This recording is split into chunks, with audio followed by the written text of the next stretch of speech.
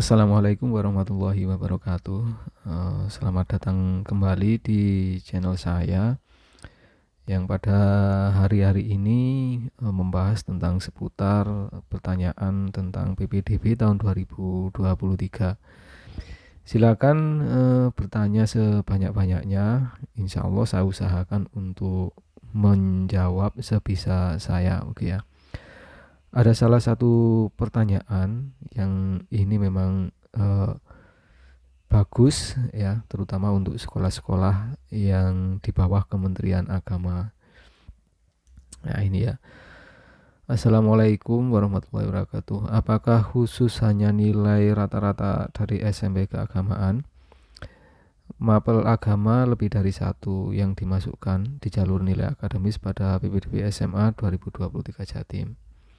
Untuk SMP negeri swasta non keagamaan yang punya mapel agama lebih dari satu, misalnya 2 mapel, ya itu nilai rata-rata yang dimasukkan hanya kelompok A saja, ya, atau nilai rata-rata gabungan kelompok A dan B. Terima kasih, sama-sama. Oke ya, kita buka dulu juknisnya. Jadi untuk sekolah-sekolah yang punya nilai agama lebih dari satu, itu ada juknisnya. Kita buka dulu.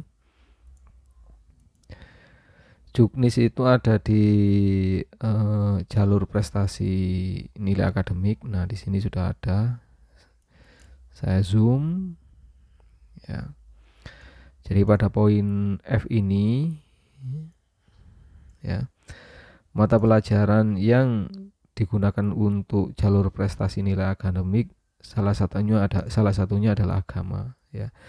Pendidikan agama dan budi pekerti. Untuk sekolah keagamaan, semisal Madrasah Sanawiyah ya, untuk mata pelajaran pendidikan agama merupakan rata-rata dari sub mata pelajaran. Oke ya. Jadi misalnya gini, kalau di sekolah Sanawiyah itu ada 2 mata pelajaran, akidah misalnya dan fikih. Maka nilai mata pelajaran ini di rata-rata ya. Jadi akidah dan fikih ini dijumlah kemudian dibagi 2. 2 ini dari jumlah mata pelajaran agama yang akan dirata-rata. Oke ya. Jadi kalau jumlah mapel agamanya 3, ya harus dibagi 3. Kalau ada 2 mata pelajaran agama dibagi 2. Jadi pembaginya ini kalau di Excel itu pakai rumus average ya. Jadi lebih mudah. Tapi kalau dijumlahkan manual, itu jumlah dari seluruh nilai mapel agama dibagi jumlah mapelnya berapa. Itu untuk mencari rata-rata nilai agama. Jadi digabung ya, dan itu nanti yang akan dimasukkan ke prestasi nilai akademik atau dimasukkan ke raport. Oke ya. Ingat, yang dimasukkan adalah KI 3 atau aspek pengetahuannya saja, tidak menggunakan aspek keterampilan. Itu ya. Itu dari pertanyaan untuk mapel agama. Kita coba pertanyaan yang lain.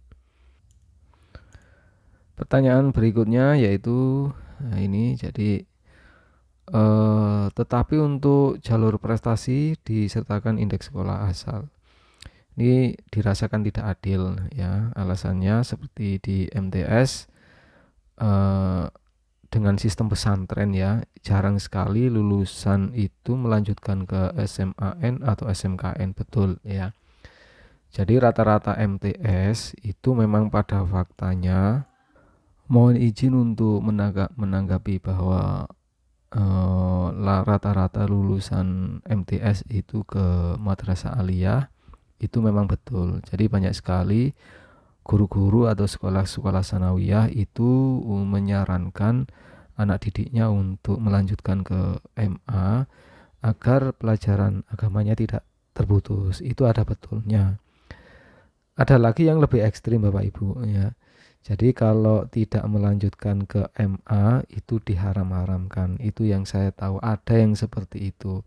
Kalau tidak melanjutkan di MA, ilmunya tidak manfaat. Nah, itu yang tidak betul Ya, saya tahu sendiri itu ada, mudah-mudahan bukan di sekolah-sekolah di sekitar kita. Ya. Saya pun juga lulusan pesantren Bapak Ibu ya, tapi di pesantren dulu kita tidak pernah didoktrin kamu harus sekolah MA, harus ke sini. Tidak, karena guru-guru kami itu punya wawasan yang lebih luas. Pelajaran agama itu memang penting karena berhubungan dengan kewajiban kita kepada Allah. Tapi pelajaran umum itu juga penting karena bagaimanapun juga pelajaran umum itu ilmu-ilmu yang ada di pelajaran umum itu mengambil semuanya dari Al-Quran. Semuanya itu di dalam Al-Quran perintahnya ada ya. Seperti IPA misalnya, di IPA itu ada sebuah ayat yang menantang manusia untuk pergi ke bulan ya. Terus tentang penciptaan makhluk itu kan pelajaran biologi juga ya. Kemudian ada hitungan, itu kan pelajaran matematika.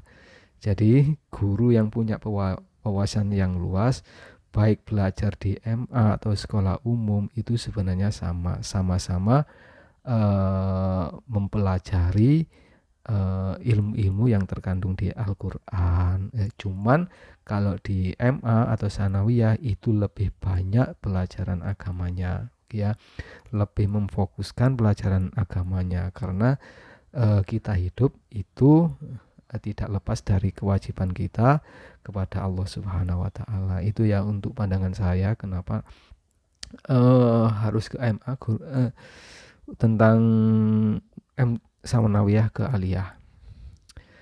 Kemudian di sini disebutkan juga untuk pertanyaan berikutnya, yaitu ini kalimatnya otomatis khawatir nanti indeks sekolahnya rendah ya, karena banyak sekali lulusan sanawiyah ke aliyah dan tidak terdeteksi oleh dinas pendidikan gitu kan.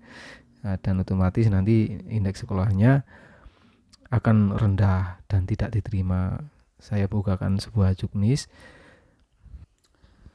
Nah, ini adalah sebuah juknis. Jadi kalau putra-putri panjenengan itu punya prestasi hafal Al-Quran, itu jangan mengkhawatirkan nilai akademisnya atau nilai raportnya yang berhubungan dengan indeks sekolah. Karena di sini putra-putri jenengan jika menghafal Al-Quran itu ada skor khusus ya, jalur khusus. Di sini coba khusus hafiz Quran itu 5 sampai 9 itu 16. Nah, 16 ini coba bayangkan posisi prestasinya sama dengan prestasi tidak berjenjang bergu di peringkat 2, di peringkat 3 dan di peringkat 3 ini ya. Nah, ini skor untuk untuk prestasi putra-putri panjenengan jika menghafalkan Al-Qur'an. Belum lagi kalau sampai 30 juz 128 ini mengalahkan semuanya ini ya. Jadi tidak perlu mengkhawatirkan indeks prestasi jika putra-putri panjenengan punya prestasi menghafal Al-Qur'an. Itu sebuah golden ticket ya, sebuah tiket emas bagi putra-putri panjenengan untuk melanjutkan ke SMA atau SMK negeri. Jadi tidak betul kalau di menghafal Al-Quran takut indeks sekolahnya rendah dan tidak terima. Pakai aja jalur hafiz Quran ini dan syaratnya cukup mudah ya, tinggal surat keterangan dari ketua yayasan atau pesantrennya saja, itu aja cukup ya. Itu untuk menjawab pertanyaan panjenengan yang berhubungan dengan hafalan Al-Quran ya. Sekian dulu dari saya, mudah-mudahan bisa menjawab pertanyaan jenengan. Jika ada kekurangan mohon maaf dan saya akhiri dulu. Assalamualaikum warahmatullahi wabarakatuh.